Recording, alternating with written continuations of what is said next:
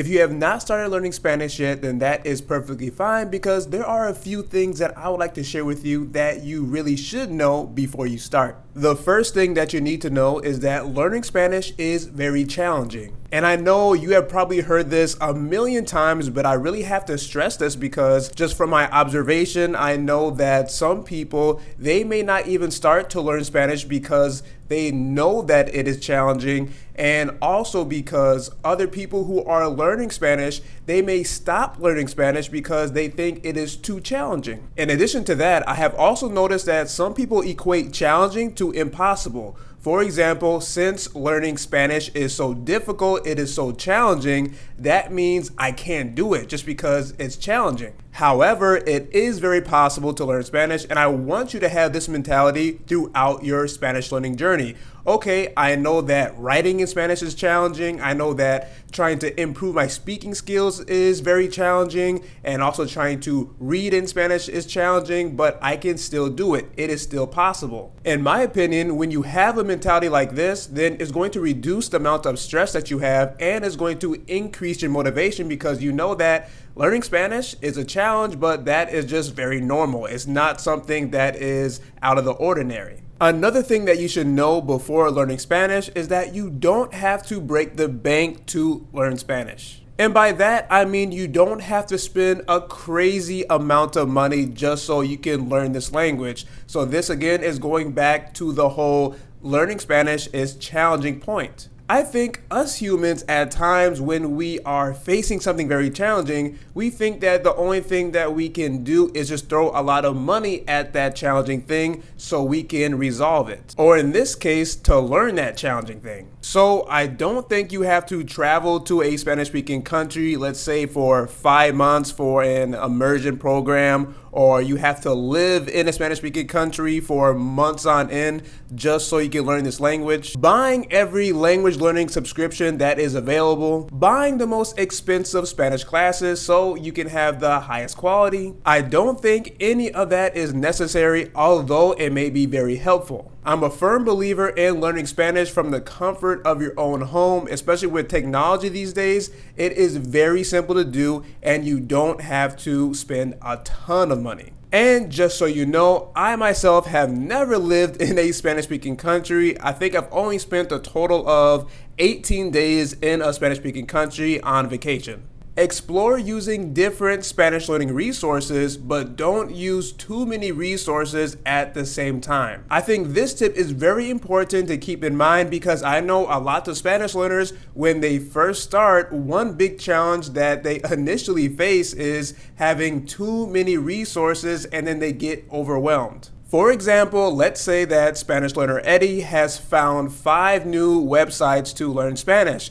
But then Spanish learner Eddie has also found 6 different applications to learn Spanish. In addition to those, Eddie has also found and bought 5 different grammar textbooks that have grammar exercises in them. Okay, this is great, right? Eddie has a lot of resources to learn Spanish with. But now one big issue that Eddie is going to face is trying to make progress with all these different resources. Eddie is dedicating 1 hour a day to learn Spanish. Now, this 1 hour, he's trying to complete all these different resources. So let's say 5 different courses from the different language learning applications. So maybe he's spending, say, 5 minutes on each application. Then he's going to one grammar textbook. Then he's going to the next grammar textbook. Then he's going to listen to, let's say, coffee break Spanish for 5 minutes. Hopefully you get my point. That sounds very tiring and also sounds very overwhelming because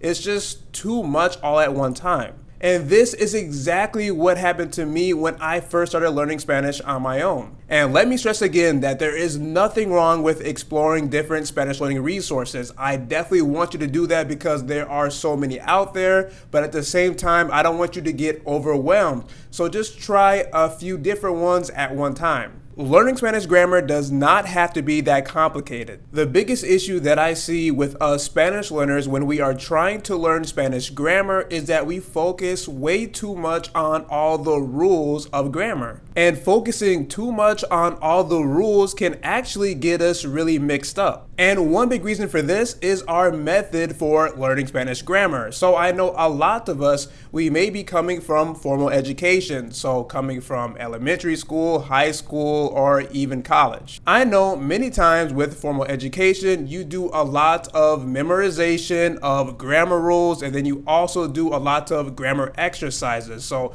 filling in different sentences based off a specific grammar rule. Now, one big issue is that when a Spanish learner starts to learn this language on their own, they start to do just that. They'll buy grammar textbooks, they'll buy the exercise books and all that, and then they'll just do the same thing that they did when they were in school. However, they don't know that there are many other ways to learn Spanish grammar. For example, you can read a Spanish book, and I'm not referring to just a Spanish grammar book, but an actual Spanish book like this one. You can listen to podcasts in Spanish, you can listen to music in Spanish, watch movies and TV shows in Spanish. You can speak with Spanish speakers, even speaking Spanish to yourself. One big thing that I noticed when I started to communicate with Spanish speakers, whether that was in person or whether that was on a language exchange application or through text or something like that, is that a lot of the Spanish that these Spanish speakers were using deviated from the Spanish that I was learning in my Spanish grammar book, or from the grammar that I learned in school. And the same thing happened when I was consuming a lot of content like music in Spanish, podcasts in Spanish, and movies and TV shows. It seemed like even though I learned all these different grammar rules, I still did not know Spanish. Spanish is not confined to this Spanish book here. There is a lot of Spanish that is actually not even in a Spanish grammar book. These days, I like to say that 20% of my knowledge of Spanish grammar has come from Spanish grammar books like this one,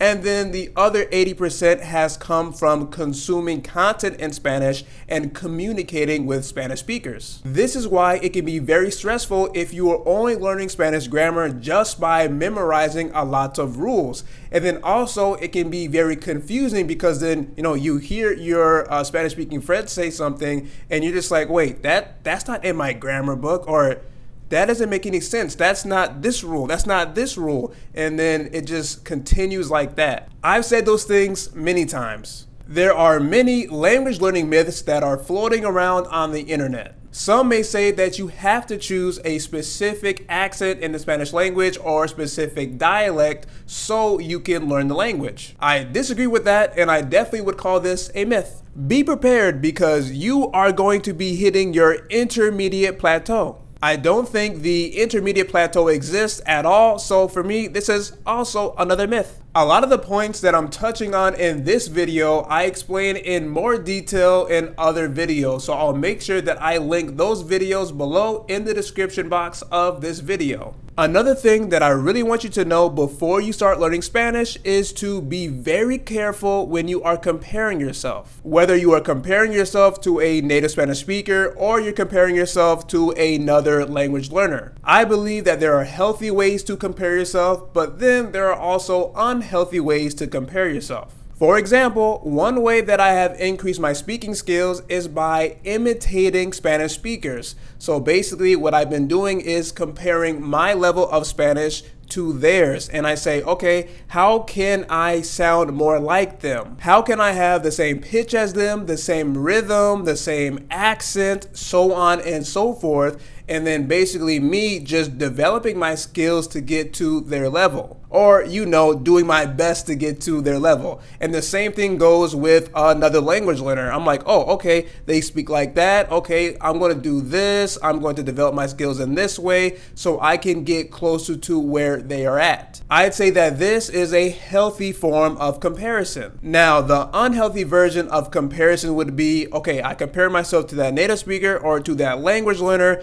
and then I start to speak very poorly about myself. I say, oh, that's Dominican Spanish? I'm never going to be able to sound like them. Oh, my Spanish sucks because I don't sound like a Dominican. Or, oh wow, they just sound so fluid and so smooth, but my Spanish is just terrible. I sound very choppy, and this gets very unhealthy because then it's really hard to stop having that mentality because you're always doing it all the time. You're always telling yourself that you suck, that you don't sound good, that you don't sound exactly like a native, or how come this language learner is doing so much better than I am? I've been studying more than they have, or they started after me. It just continues and it continues. On top of all that, you could have even more negative emotions and feelings and thoughts. For example, like I was just saying, you could get jealous. You could be getting jealous of another language learner because you think that you should be on their level or that they don't deserve it.